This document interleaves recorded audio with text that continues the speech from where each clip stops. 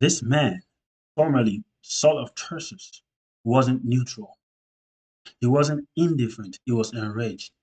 A Pharisee of the strictest order, a man circumcised on the eighth day, trained in the law, steeped in tradition, and set ablaze with a passion to uphold the purity of Jewish faith.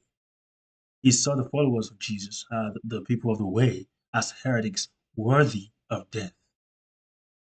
Paul wasn't just rounding up Christians for trial, he was overseeing their executions. He approved of the stoning of Stephen. He ravaged the early church. He was a theological hitman, if you like, executing what he believed was divine justice. So he was not just a man with authority, he was a man with blood on his hands, fully convinced that he was doing God's work. So, what could have made such a man turn completely around? Well, welcome to God Talk 360. My name is Paul Ige Adeoju. So our focus today will be on the conversion story of Apostle Paul as I seek to dig deeper into the case of the resurrection of Jesus Christ.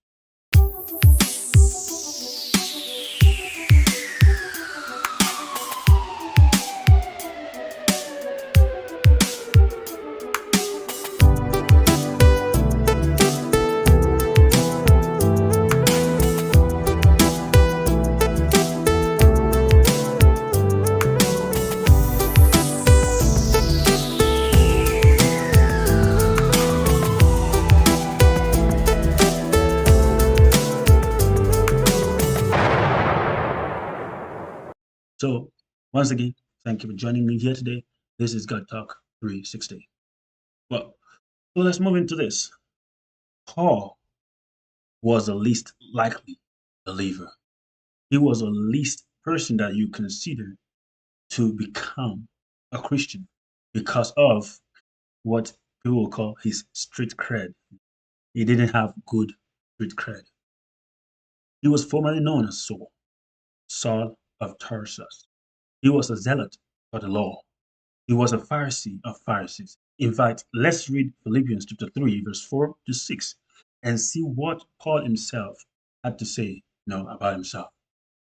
So in Philippians chapter 3, verse 4 to 6, it says, though I myself have reasons for such confidence, if someone else thinks they have reasons to put confidence in the flesh, I have more. Circumcised on the eighth day, of the people of Israel, of the tribe of Benjamin, a Hebrew of Hebrews, in regard to the law, a Pharisee.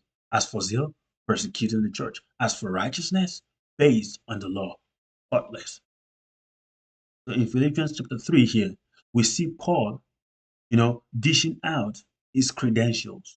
At this place, he was defending himself. He was defending the authority that he had. Because many people were asking, okay, what authority does this guy have to be preaching about Jesus Christ? And some people were like, isn't this the guy that was, persecuting the Christians? Isn't it the one that was, killing people or overseeing the execution of people? Isn't this the guy that was going all out to put people that claim that Jesus is the Messiah, Jesus is the Lord? Isn't this the guy that was going about putting them to death? And Paul, and also, there were also some other people that were saying that, you have to be circumcised to be able to receive the fullness of what Jesus Christ came to give us as Christians. So Apostle Paul was dealing with all this, and then he was putting forth his credentials, defending himself and the authority that he had to preach the good news. He said that if anyone has any reason to put confidence in the flesh, now I'm talking about circumcision, he said, I was circumcised on the eighth day, just like you Jewish guys. And he says that of the people of Israel, I am a Benjamite. He belonged to the tribe of Benjamin. And he said, with that, that makes him a Hebrew of the Hebrews. He said, in regard to the law, a Pharisee. So he was someone who knew the law from front to back. And he said, as for zeal, I had a lot of zeal. You cannot say that I don't have zeal. Why? Because it was my zeal that led me to persecute the church. It was my zeal that led me to overseeing the execution of Christians. So yes, I had zeal, and this zeal led me thus far. into executing people thinking that I'm doing something divine. He said, as for righteousness based on the law, faultless. He said, if righteousness was based on the law, you can't find any fault in me. Why? Because of everything that I do, just to keep the law, because of how much I observe the law, because of how much zeal I have, because of everything that I have, as that I can hold on to, saying that I follow the law to the letter. He said, you can't find any fault in me if that's what you want to look at. So you see, as Paul was saying this, you can see that in Paul's life, Paul didn't just dislike Christians; he hunted them down, he imprisoned them, and killed many of them. I mean, we can look at Acts chapter 3, chapter 8. You can look at the book of Acts chapter 9 as well. Paul's action was public. It wasn't private.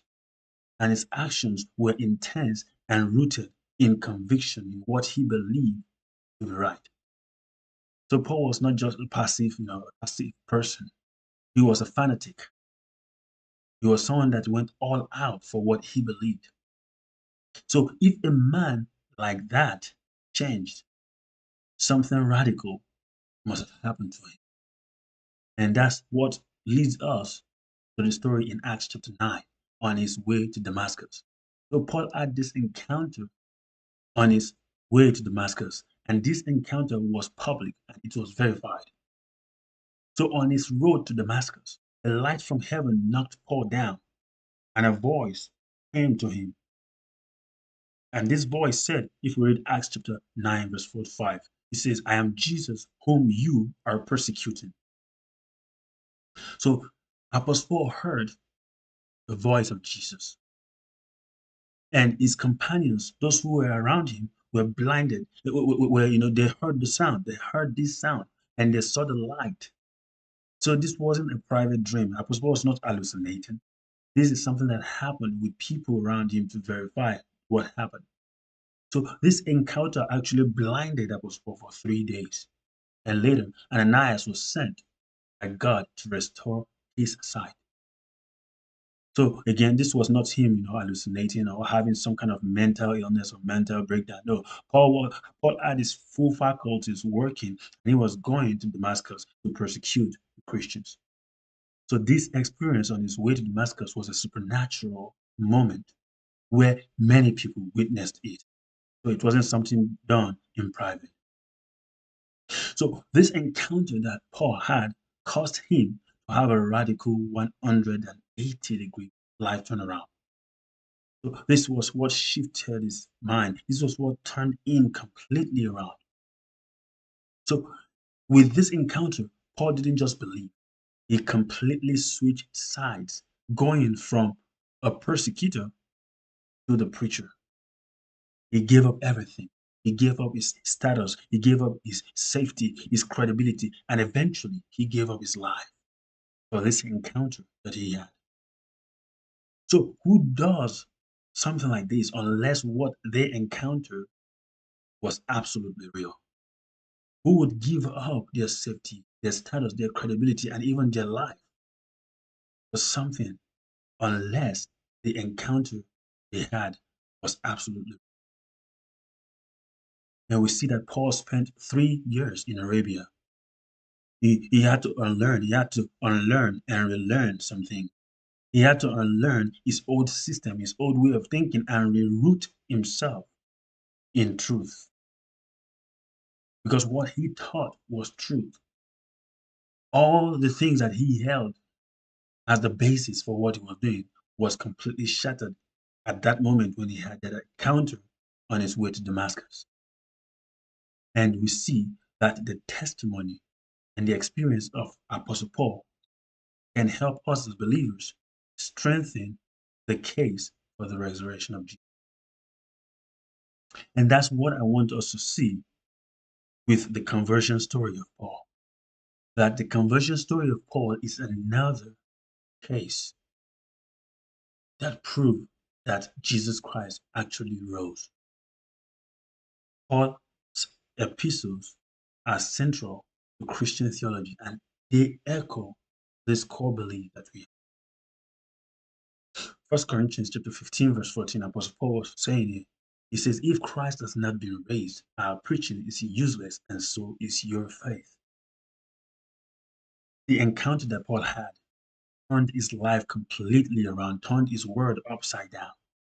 And this caused Paul to go from being a persecutor to being a preacher. And he was writing here in 1 Corinthians chapter 15 that if Christ has not been raised, our preaching is useless, and so is your faith. So, how could he make a statement like that? It was because he met the risen Jesus, not the dead Jesus. So his encounter with Jesus was not a theory. He didn't meet the ghost of Jesus Christ. He encountered Jesus Christ himself. Many people today, especially in the Muslim world, are having similar encounters today of Jesus Christ coming to them in their dreams. And because of these encounters, they are giving their lives to Christ. Even though in their world, the penalty for leaving their religion is death. But they are leaving their religion to become Christians. Why? Again, why will people choose something like this, even if their safety, their status, their credibility, and even their life could be in danger? There must be something supernatural happening. There must be an encounter that showed them without any deniability that Jesus Christ is alive. Because you don't die for a lie you made up. Paul suffered and died eventually for what he saw, believed, and proclaimed. So if Jesus didn't rise, Paul then was a fool. But he wasn't. He was utterly convinced because he had seen Jesus and heard the voice of Jesus. In Romans chapter 1, verse 16, it says, for I am not ashamed of the gospel, because it is the power of God that brings salvation to everyone who believes, first the Jews, then to the Gentile. See, the truth is that you cannot save yourself. As Jim Elliot once said, he is no fool who gives what he cannot keep to gain what he cannot lose. So Apostle Paul mentioned in Romans chapter 1, verse 16, that the gospel is the power of God that brings salvation to everyone who believes.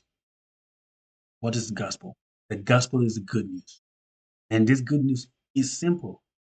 And the good news is that Jesus Christ came to die for a world of sinners, and he rose again on the third day to bring salvation, to save us from eternal separation from God into an eternal relationship. See, the resurrection is the end point, a turning point, a way out to rescue a world rushing toward an eternity without God. That was the encounter that totally transformed the life of Apostle Paul. That is the same encounter that many people today are experiencing that is turning their words upside down. Why? Jesus is not dead. He rose again. And when we can see many people are mocking the resurrection of Jesus Christ with some crazy alternatives. Some people say that his body was swapped on the cross. Some people say that there was some kind of mass hypnosis that happened. But here's something you need to know when you read historical details. The Roman people actually have so much perfected the act of crucifying people that no one ever survives their style of crucifixion. And if Jesus Christ actually had survived that crucifixion, the way people are saying that there was some kind of body swap, then that itself would be a big miracle. These theories would require more faith to believe in than the truth itself. And the truth being that Jesus Christ actually died, and on the third day he rose again. We see that Paul's story says, I saw him, I heard him, I followed him. Death. That is the bottom line. That is the theme of the conversion story. Paul. I saw him, I heard him, and I followed him. Death. See, if you've not found a truth worth dying for, don't be so quick to reject the one that made even killers and murderers. I'll repeat that again. If you haven't found a truth that's worth dying for, don't be so quick to reject the one that made even killers become martyrs. Apostle Paul was a killer. He was a persecutor. But his encounter with Jesus Christ, his encounter with the living, with the risen Savior of the world, completely transformed his life. And he went from being a persecutor, he went from being a killer, being a preacher, to being a martyr. So here is what I want to leave with you in regards to Paul's conversion story and resurrection of Jesus Christ. If Jesus didn't rise, then Paul was most certainly a madman. Because if he wasn't mad, he wouldn't give his life completely to something and then eventually die for that thing. But if Jesus Christ did rise, then my question for you is this: what are you doing with that truth? Are you letting this truth transform you each and every day? Are you letting this truth keep you strong and confident in the fact that Jesus Christ is coming back someday? So that's my message. The conversion story of Apostle Paul shows us again Jesus Christ is not dead. He rose up and he's alive. And someday he is coming back. So thank you very much for joining me today on God Talk 360. Once again, leave me your comments, your feedback, any questions you have.